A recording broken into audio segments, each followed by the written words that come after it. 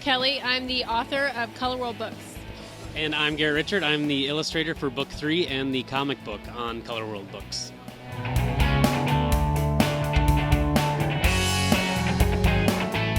Well, I started writing the series in about 2009.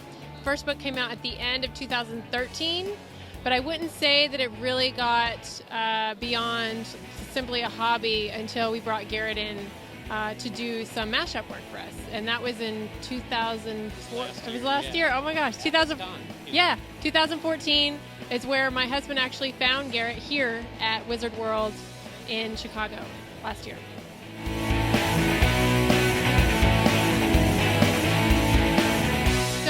Colorworld follows a girl named Wendy. She's a college student. She has the ability to sense emotions when she touches people. She goes to this allergy study to get some extra money, and when she comes out of it, she touches someone and they die. So now she has lethal skin, and she obviously wants to get that undone and figure out what happened. So she starts working with the people who ran the study, finds out they targeted her because they knew she had an ability in the first place. So that's where the story begins, but as a whole, the series is meant to be a very realistic superhero story. So no capes, spandex flying around. If people had superhuman ability, what would that actually look like in the real world?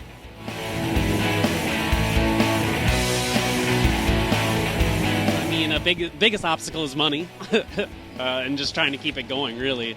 I actually did my own comic book, and that's how they found me. And so a big obstacle with that was just trying to get all the funds available for it and get everything done. But now, mostly, I think we're doing well, so doesn't seem that bad. Now it's just work and time put into it, so. Garret knows nothing. Well, yeah, you're the one on the road. Yeah, it's actually, definitely money is an obstacle for us, though the bigger obstacle is reinventing the wheel. So if you think about the number of books that are published every year, it's somewhere around like 600,000, something ridiculous.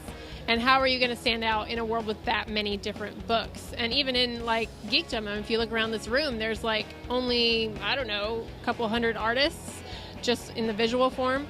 So trying to find a way to reach people through the noise. So if you come in here, it's very noisy. There's people around. There's lots of visual stuff to look at. How do we stand out as something different? So that has been what we've been working on, what we've been mastering over the last 9 months that we've been on tour.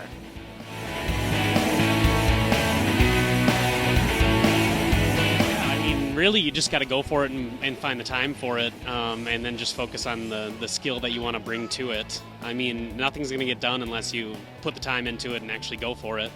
But yeah, and making sure that what you have and that your product that you're going to sell is something that you're proud of, and then just trying to make it happen. Yeah, I think Garret says something a lot of the time. I know that when we had broached the topic of doing a comic book with him, he said, I've always wanted to do a comic book, but I am not a very good writer. And a lot of times you see artists out there who want to do a comic book, and so they're trying to do all of it themselves. They're trying to do the writing and the lettering and the cover design and the coloring and all of the art inside. But there's something, that brings you to the next level when you're able to put part of your project into somebody else's hands. And I give Garret my book to illustrate. He reads it and he decides what he's going to illustrate. And as long as it's technically correct, I give him that artistic liberty. And so I think part of just the main advice I would give to people is to find as many people as you can to collaborate with, because that broadens your audience every time you add a new person to the team. And so we're always continuing to add more and more artists. So yeah, when you're in the middle of reinventing the wheel, try to find some way that you walk around a convention or wherever it is you meet people in your genre, and something strikes you. You figure out, how can I integrate this person into what I do?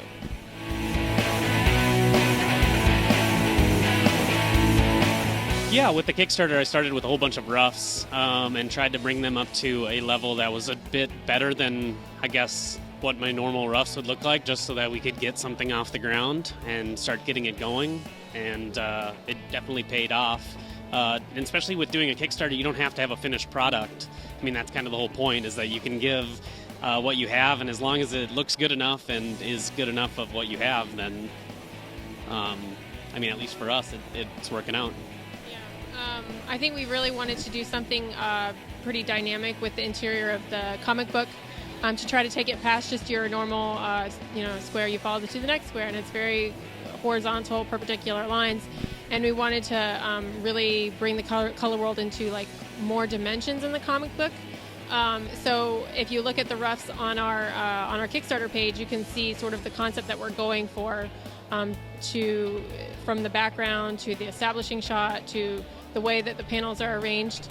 For me, it's been really thrilling to see some of the things that I didn't necessarily picture in my head actually like in the comic book. I'm like, oh my gosh, that's so amazing.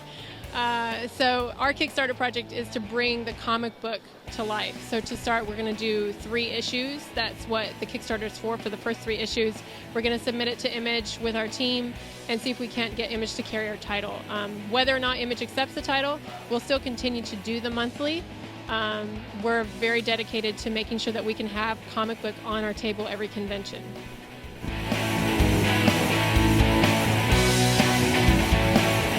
Chicago was within driving distance. We did a show in Minneapolis. So he's not usually with us. Our goal when we have Garrett at conventions with us is to have him be able to sign books for people, be able to see his, I think as an artist, like, it's one thing to be sitting in your apartment, like, drawing stuff, but then when you get to actually see people like it and buy it, like, that kind of refuels you to keep producing more stuff. And so we always want to bring our artists with us as much as possible. We actually have some other artists here besides Garrett. We have our Book 2 artist, Tiffany Cypher, who's across the way. We have some guys who's probably going to be doing the graphic novel with us on the next aisle over, Monkey Man Labs. So we're always trying to surround ourselves, get them close to us table-wise, so that people can see that this isn't just a small shop. This is something that we're trying to build a brand of artists, a collection of artists, so that, because I think a lot of people make the mistake of trying to do everything themselves. And so, like I said before, collaboration has been key, and conventions is where you do that, and it's where you get your art out there in front of people. So conventions are a way for us to continue to put the books in front of people's faces, and we are able to travel from one convention to the next through the art that we sell. So that's kind of how that works.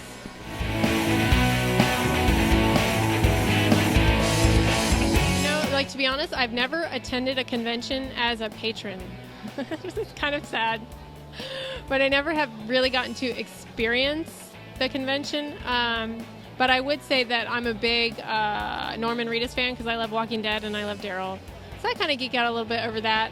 And really just when I see visual art that's different, like it's a different style than what I'm used to, I really love, I'll be walking, I don't usually go by every single table, but I'll glance around as I'm going to the bathroom or whatever, and I'll see somebody and I'll zoom in on that, like, oh my gosh, that's different. I have to go see what that's about. So I really enjoy seeing artists do a lot of different things with their art. And the other thing that I really love the most about conventions is everybody being themselves, and it's such an accepting atmosphere. So there's really nothing to compare to that during your week. Or in regular normal life, as what you get to see when you come to conventions is everybody being who they are. And I think for me that's the draw for conventions.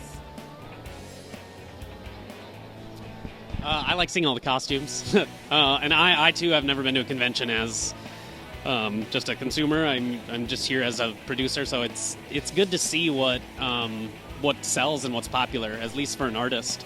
And it really helps to kind of define the style and what kind of characters that you want to come up with, certain poses that you want to come up with. So, and that too can speak into advice, which is, before you attend one of these, you should probably come take a look around